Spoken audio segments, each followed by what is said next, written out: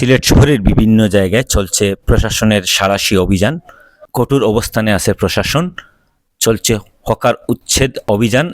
আমরা সরাসরি ভিডিওর মাধ্যমে দেখানোর চেষ্টা করছি কিভাবে হকারদের এখান থেকে তাড়িয়ে দেওয়া হচ্ছে এবং তাদের যে জিনিসপত্রগুলো আছে, যেই জিনিসপত্র উপরে রেখে তারা ব্যবসা করে, সেই জিনিসপত্রগুলো কিন্তু র্যাকিং করে রেখারের মাধ্যমে নিয়ে যাওয়া হচ্ছে। আপনারা দেখতে পাচ্ছেন ভিডিওর মাধ্যমে আমরা সরাসরি দেখানোর চেষ্টা করছি। আল্লাহ তো একদিন দুই দিন তিন দিন মাফ করে। স্বয়ং আল্লাহ যে আল্লাহ তো একদিন দুই দিন দেখেন না, স্বয়ং আল্লাহ যে আল্লাহ একদিন দুই দিন তিন দিন মাফ করে। তিন দিন হয়েছে ঈদের বাকি, আর কোন হিসাবে তারা এটা কথা বলে?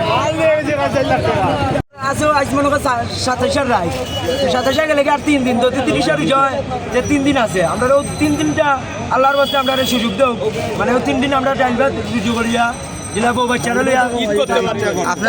আপনাদের মন্ত্রীর লোক মারছিল গুণা মারছিল, মানে ডায়াবেটিস হাসপাতাল আইসলা পরিদর্শন করার।